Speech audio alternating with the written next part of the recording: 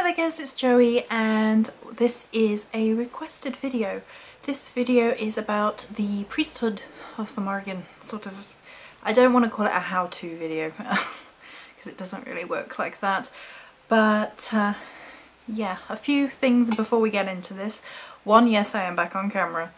The hay fever season seems to have receded enough for me to make videos, although I wish it would cool down just a tad more. So I can show my face on camera again without frightening small children. And there may be a surplus of videos today because I'm catching up because of birthday weekend. Thank you all for the lovely messages. Okay, so the question went along the lines of, other than study, finding information, researching, and the occasional ritual, how do you suggest embarking upon the priesthood of the Morrigan? So let's start by saying a few things which precursor this. One, each individual path with the Morrigan is going to be individual, and it's your own path, it is what you make it. And therefore I cannot tell you step by step or anything like that how to walk your path. It's an individual thing. So that's worth really bearing in mind. It's really important, and you'll have to excuse me, I'm going to be sipping water. I'm a little bit under the weather, so. But I wanted to come make this video because I think it's a good video and an important video to make. The second thing is, if you are new to this and you've come straight to this video, I would seriously look at other videos and other information out there about whether or not the Morrigan is the goddess for you, whether she is calling you or not. All those other videos go into great depth and detail around the point of that she chooses her sons and daughters, not the other way around. She's kind of a demanding goddess, and we're going to get into that as well in this video. And it's not one of these pick 'em up and drop 'em style goddesses, just don't.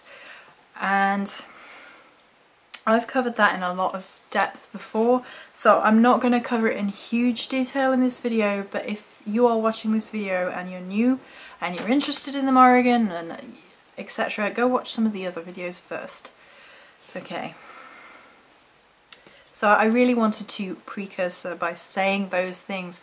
They're important. They are important information in the path of the Morrigan, you know. It's don't just jump in, for goodness sake. So firstly and foremost, you need a raven.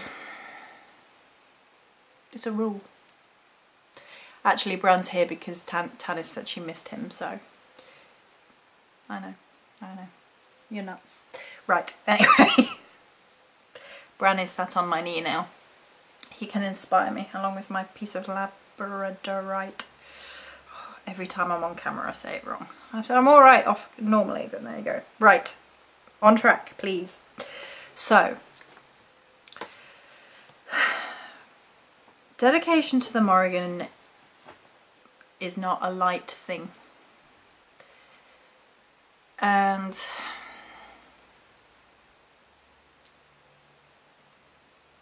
I've talked at length about whether or not the Morrigan is calling to you, and one of the things I've said before is that she requires a lot of work, a lot more work than a lot of gods and goddesses may or may not, depending on the individual, I guess. But to my understanding of it, she places a lot more demands on her children than possibly some of the other gods and goddesses do within the Celtic pantheon and outside of it. Ooh, where do we start? I think I wanted to start with the two things that become more and more important in your everyday life are the two main ideals of the Morrigan. These are two themes. or principles perhaps, which I have found come up time and time again with the Morrigan and being her priestess. And that is the principles of duty and the principles of honour. Everything else can, in my opinion, can branch back into those two defining principles, being dutiful and being honourable. And recently I was putting an idea forth that I frequently do, and from time and time again really, and this is something which has come up in my path with the Morrigan time and time again, is you will be given choices, otherwise known as tests. And for me it's frequently most easily put as the choice between what is right and the choice between what is easy.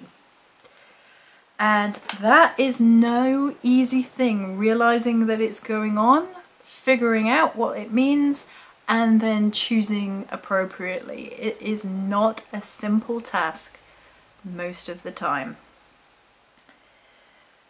Quite frequently, if the Morrigan has decided to test you or put information in front of you, which is part and parcel of pathwalking with the Morrigan, she's vague.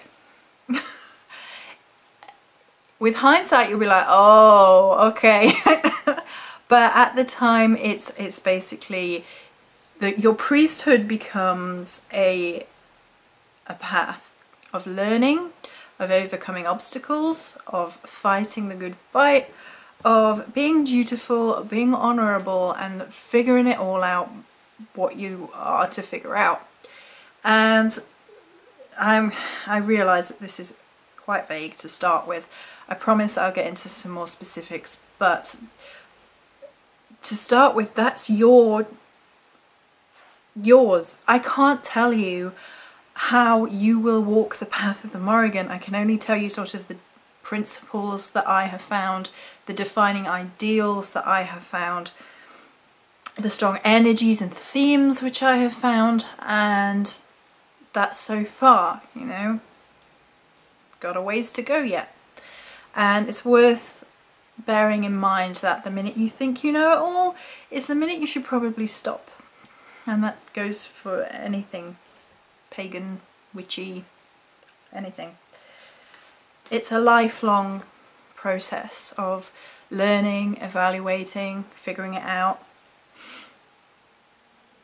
And the study and research part, which was sort of mentioned in the question, like I understand that that's necessary, is something that I do want to say that yes, it is important to know your mythology, to know your stories, to know the legends, and to deconstruct those legends and the imagery and the symbolism.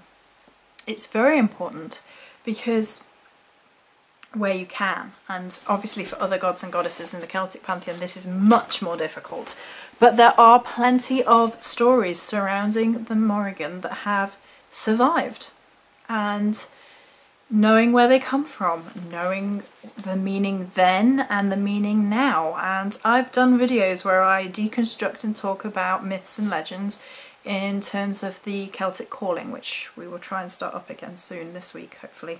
And that's important when you are following the Morrigan, because what is the lesson there? How does that apply to me? How does that apply to modern times? Because we're not ancient Celts. And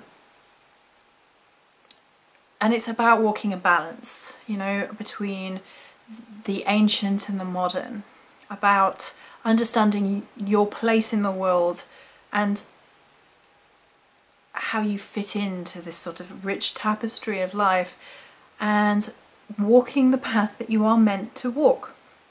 Being the best person you can be is what I honestly think it boils down to, and I think that's true with all paths, but particularly the Morrigan, it comes down to being the best you that you can be. And she will push you to do your best and keep on and keep fighting and get up and do it. You can do this. And I've seen it time and time again that a lot of people who, when they first start out with the Morrigan, they get disheartened. Like, is she ignoring me? Like, she's not as present as some of the other gods and goddesses are, or what I thought this would be. And it's like, no, that's how she is. She's the silent watcher, and if you do your research, you will come across that term. And it's one of the first terms I came across that really resonated with me about her. And she tests her children, and she sets out obstacles in front of you, and she watches you. And she's... Now, she can be very, very influential, and she can be very present, and she can be overbearing. And if she's decided that this is you know, this you need to focus on, then you're not escaping it. I know some people who've had this recently, and I have it too. And it's like, get on with it. Get on with it. Get on with it. You can do this. You should do this. Why aren't you doing this? Get on with it. She's a teacher, and a persistent one at that.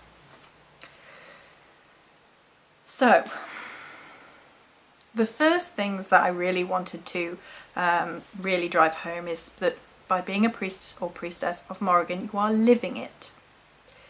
You are living your life to the ideals of duty and honour, and being the best you that you can be, and engaging with the Morrigan deity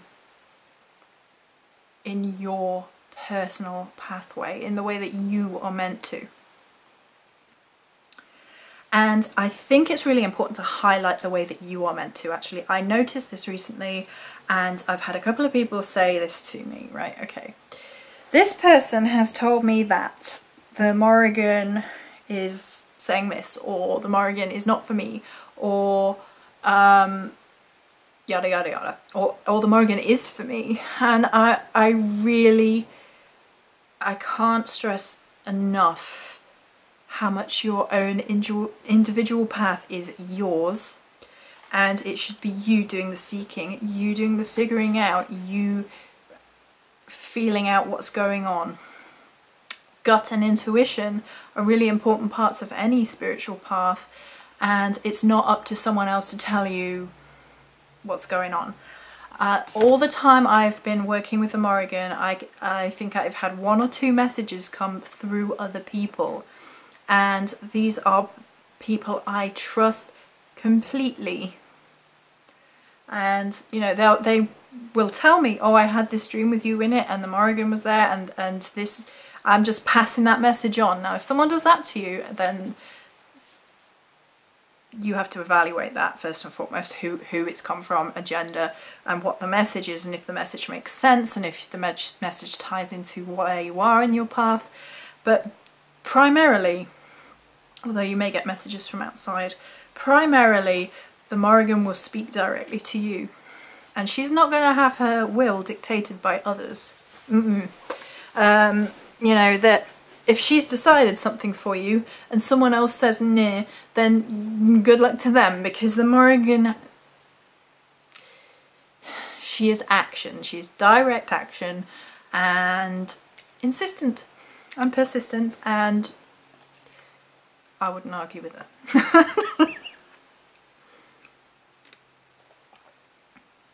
So I think those are all really important things to bear in mind. Find the magical in the everyday life. Find where you're meant to be going in life. Who do you want to be? What is the best version of you that you can be? And drive to be that person within the ideals of truth and honour. Realise that you're going to come across hurdles, particularly following the Morrigan's path, and to be honest, particularly following any Celtic path.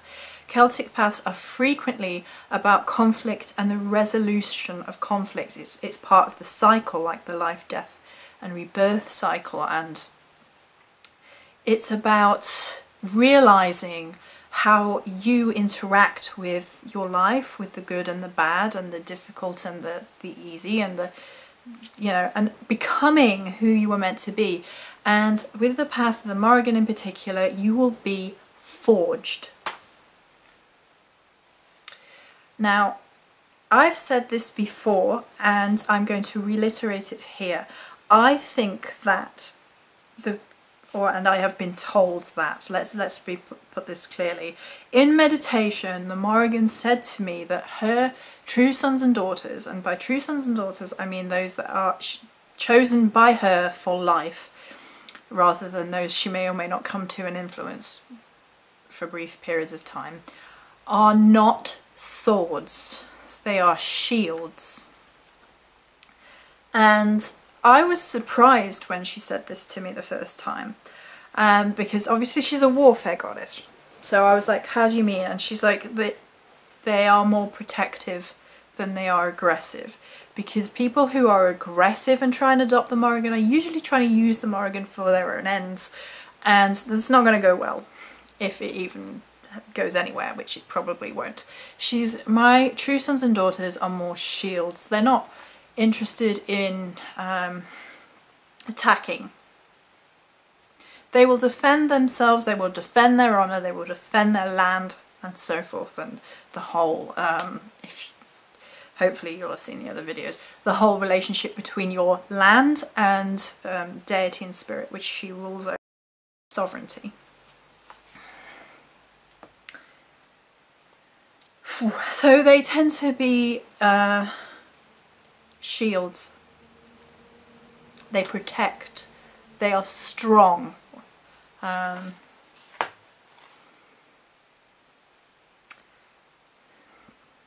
They don't go looking for conflict, but they can survive it. And that's usually why a lot of Morrigan's sons and daughters have already been through a lot when she opens herself up to them, because they have proven to her on some level that they can survive, that they are warriors, that they can get up and keep fighting. And that's really important within the path of the Morrigan too, that you're going to have crap days. Everybody does, but you know, it's really important to get up and keep fighting, because you can. Right, so some more specifics, because I really wanted to cover those feelings and thoughts and concepts, I guess, first. So where do we start here? Let's start with awareness. Okay. So the best and easiest way that I have found for becoming more aware is journaling. And how you do this is entirely up to you again, you know, it's your personal path. But it helps you to write everything down and you become more aware of how messages come across. Now, I've actually left them over there, never mind. The first way that I started doing this, and it really was profound, was by working with the Ogam. And I journaled that. You can see all of that on this channel, and I'm still doing it with the witchlings. And you can do that with tarot, you could do that with crystals, you could do that with Ogam, you could do that with oracle cards, you know, you could just have a general diary, you could have a dream diary, journaling, okay? And I think it's one of the best ways to document your spiritual path and something that you are doing and therefore engaging in the path of the Morrigan. And it goes along the lines of something like this. So the Ogam is probably the one I would recommend. If you know, if you were saying pick one, Joe, pick one. Well, I just did. So there.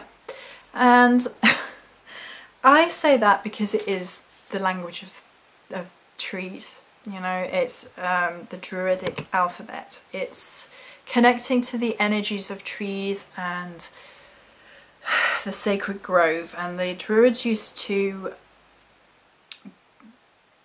commune with deity in the sacred groves, and that was the most sacred place on earth to them, and still is. And I wholeheartedly agree with that. So I think that getting to know the Ogam, be it through cards or staves, I would recommend staves and if you can afford it, or if you have the opportunity to make your own, getting a set whereby the stave is the correct wood rather than a set which is all one wood. So you know, your vine will be a vine, and your gorse will be a gorse, and your oak will be an oak, and etc. So I journaled my journey with the Ogum, and it was something else. It was incredible, and I would note down pictures that I was seeing over and over again, and the symbolism in there, and then I would notice stories coming about, and messages and quotations and things. You know, I would be seeing a lot of so-and-so creature at that time, and whether it was pictures or in life or on video or from all, it's basically drawing all information that's coming at you in sort of a sensory attack. And writing it down and going looking for the symbolism and going looking for the Celtic lore, and then going and looking how that relates to the Morrigan and processing that information, and then, okay, what does that mean to me at this point? Awareness. And that can come through a lot of different things. I find that certain crystals will appear at certain points and be very, very profound, to do with the meanings in that particular week, and some will stay with me. Now, I tend to work with crystals a lot. I have this sort of earth fire thing going on, where those are my preferred methods of spell crafting. That's just who I am. That's who I've always been. I try and seek the balance by doing other forms of magic as well, but those come more naturally to me than anything else. So crystals do speak to me, and if a crystal is appearing over and over and over again a particular week, then I write down the meanings, and again apply that to my pathworking. And is this honouring the Morrigan? Yes, it is, because you are journaling your path. Your path has been given to you by the Morrigan if you are dedicated, if she's spoken to you. If she's put you on this path, then it's up to you to figure this path out.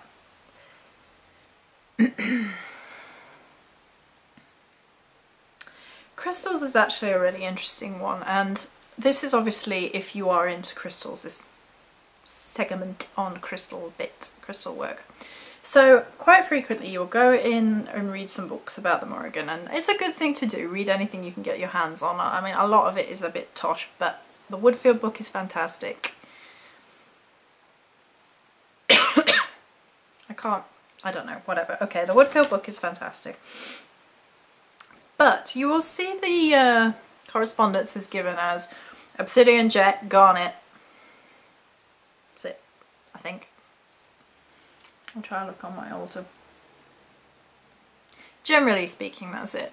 Now, the two crystals that I have found that really speak to me of the Morrigan is rhodonite and labradorite. Now, these have come to me over time. Now, rhodonite is a survivor crystal. It's really for those who have survived abuse, those who have kept going, and they need healing a little bit more perhaps than people who haven't gone through those experiences and need their heart chakra sort of boosted because depression can get in.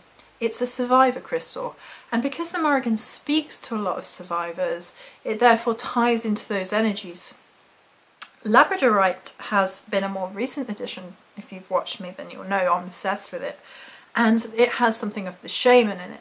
The shapeshifter, the magic, the otherness, and working with it gives me profound dreams. It means my dream recall is a lot better, and I don't know, it ties me and taps me into meditation and strengthening those messages that come from deity, and I love it. And it speaks to me, and therefore I work with it. However, whichever crystal speaks to you at any particular time is the crystal that you should go with, and you have to remember that your path is yours, and don't just follow what the books say. Or what I say. You know, you can tell me to F off if you like, but please don't. Please be nicer about it than that. But whatever. Okay. This is true as well of offerings that you give and ways that you work with. So I give daily offerings. Told you, she's a little bit demanding in this respect. Now, I've talked about offerings before in a couple of videos, and I've said, you know, all you have to give is a little piece of yourself, aka your own words, your own breath, your own energy.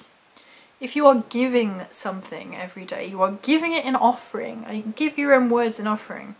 And this is true of altar spaces and things as well, because some people are going to say, well, I can't afford to have an altar or a shrine. We're going to talk about that in a minute. Well, I have an online shrine to the Morrigan on my Facebook page in form of pictures, which I have a folder on Facebook of all the beautiful artwork I can find of the Morrigan, which I frequently add to, I frequently update, I frequently search for pictures on. It doesn't cost me a thing to do that, and credit artists and things as much as possible. And that to me is bringing the Morrigan into my online presence on Facebook, and having her there, having her shrine there in offering, and and it's engaging with artwork and visual imagery.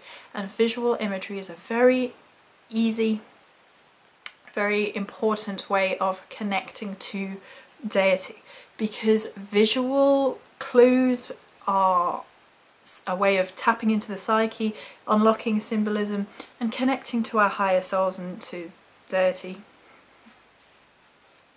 Don't know what this is. I'm a little bit achy, to be honest, and I keep moving around, so you have to forgive me. So having that absolutely 100% free online presence, and in our modern day we have an online presence, you know, so it's good to have something there to honour your deity. I think it is. I've done it, and I know I've inspired others to do it as well. Sterling keeps thieving all my pictures. I thieved a couple of hers too, they're good. It's good though, it's good that to share, because you're basically seeing other people's approaches, and it's a good way of connecting to others within the path of the Morrigan online as well. And you've got to face it, we're in a modern world, we're online. Use the resources available to you and use them to honour your own path. Why not? And connect with others and talk with others about their path. That's, you know, as long as it's freely given information and there's no pressure, and they don't feel pressured and they feel happy to share with you whatever they share with you, then embrace it. Embrace that vehicle of knowledge, embrace that way of honouring the goddess. Why not? Bum, bum, bum, bum, bum, bum, bum, bum, bum, bum. So offerings, other than pictures online and other than words. Okay, so every day I light some incense for the Morrigan. Every day. I am going to say the Morrigan requires daily something or others. And to be honest, I'm a little bit hesitant at this point because I don't really want to share what I do every day. So I'm afraid that's as much as I'm going to say about it. I offer incense and other bits and pieces and some words, prayer, invocation, however you really want to put it. Invocation might be a bit wrong. You don't want to invocate the Morrigan every day. Well, you might, but it might be a bit much. You can give food, you can give drink, you can give incense, you can give gifts that you have found in nature, give back to the Morrigan and place them in offering, things of that nature. So the difference between an altar and a shrine for the Morrigan, in particular, in specific here, is your altar is what I call your physical representation of your working relationship with your deity. So it's a representation of your spirituality, and it's a place in which you work. You may or may not create magic there, depending on how you feel about working with your particular goddess with regards to magic, and that's something I can't tell you. That's how you feel about it. it's a very sacred place where you go and you may invocate, and you may speak to, and you may give back, and you may give offering and things of that nature. A shrine tends to be more of a place of symbolism rather than a working place. So if you couldn't have an altar, you might have a little shrine where you just have a picture and a candle, a black candle, and a crystal. I don't know, something like that. And it doesn't have to be expensive. I've had people say to me in the past, oh, I think the Morrigan is demanding I buy her stuff. And I'm like, that's your own ego, that's nothing to do with the Morrigan. The Morrigan might encourage you to create things in her honour, and that's very much her. I've said this before, but let's reiterate. And that's about embracing your gifts on the path of the Morrigan, which is something very important in being her priest. Her priest and priestess. Strange noises. Some very strange noises. It sounded like a swarm of bees. Embrace your gifts, kids. That's the important message in here. Being the best you can be.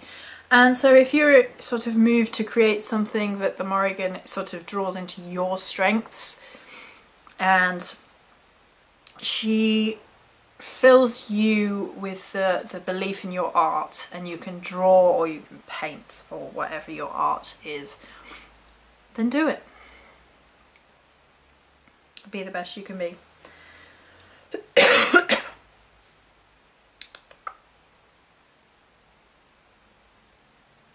Rededication, okay. Rededication as well as cycles of nature. Whether you follow the Wheel of the Year or not is entirely up to you. I would suggest doing it. I follow the Wheel of the Year and I follow the cycles of the moon.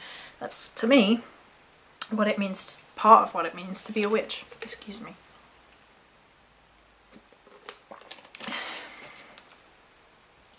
Some people aren't going to agree with that, but I find it's an important part of being the witch for me personally, to embrace what is going on in the world around me. Nature, the cycles of the moon, the energies around us. The energies around us and nature and things have the goddess flowing all the way through. The goddess and God flow through all things, and nature and the cycles and that mystery and that magic of those things is worth. Being joyous in your path is a really great way, obviously, of celebrating any deity as well as the Morrigan. And I do it, and it helps me feel closer to her. Now, the 4 fire festivals are Celtic in nature, and the other festivals have more ancient roots than their modern interpretations. So it's not a Wicca thing. It's not, well, okay, it's not just a Wicca thing. And there's nothing wrong with the fact that it comes from Wicca anyway. It drives me nuts when people argue against doing it because it was in Wicca. It's like, really? How short-sighted is that? For me, it's about honouring nature and how nature is. So, tell you what, let's go for the jugular, right?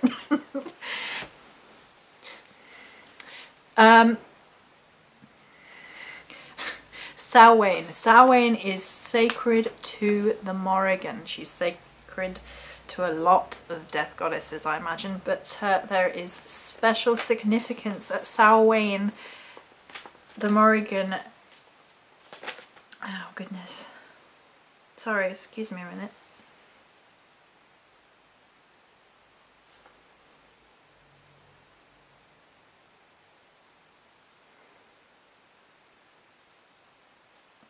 Sorry about that.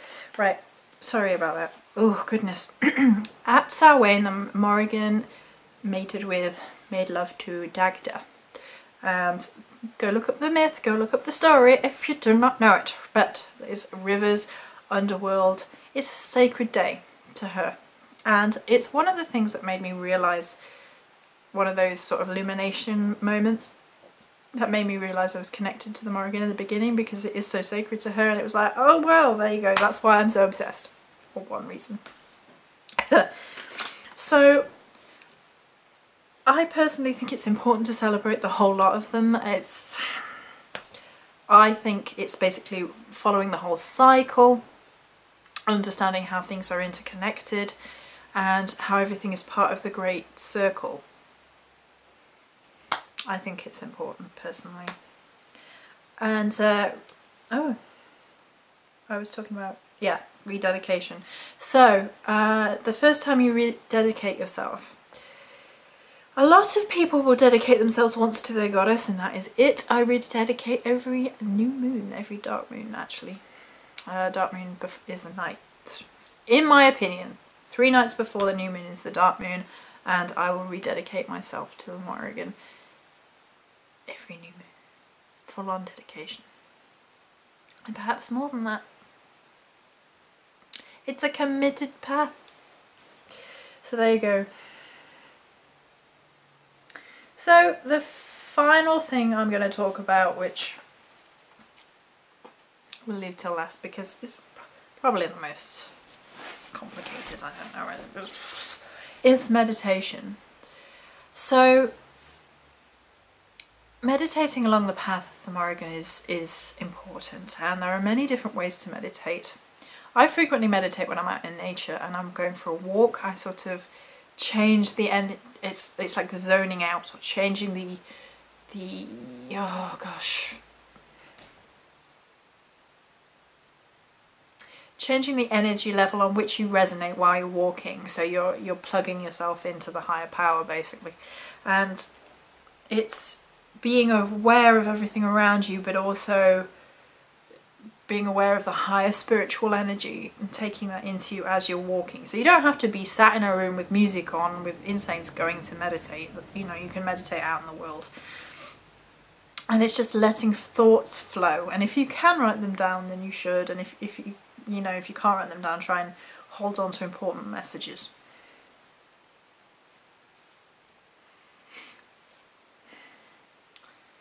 Meditation is a really incredible way of connecting to the Morrigan and walking through life with the Morrigan. Any messages that she wants you to have on your personal path can be accessed more directly through sort of psychic ability and divination and meditation.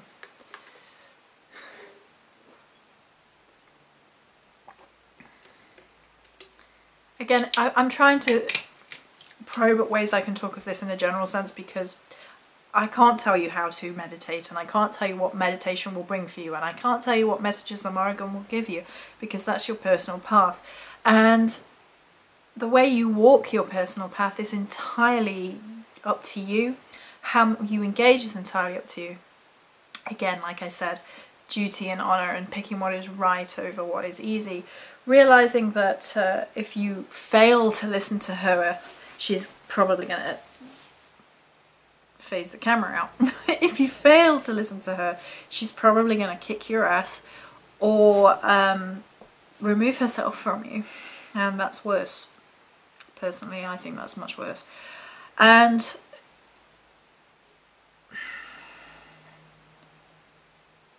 the path of the Morrigan, for being a priest or priestess of the Morrigan, is equally difficult and equally rewarding.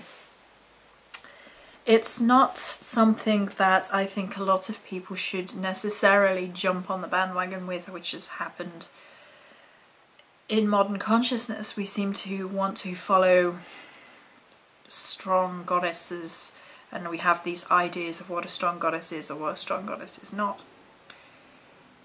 Now, in the time where I've worked with the Morrigan, she gave her express permission for me to work with Brigitte, and Brigitte has a beautiful, strong energy. And for me, working with the Morrigan is just pretty much working with the Morrigan. I wouldn't work with any other deity because she to me is full time, you know. I'm dedicated to her, and by being her priestess, I am her priestess, and I walk that path.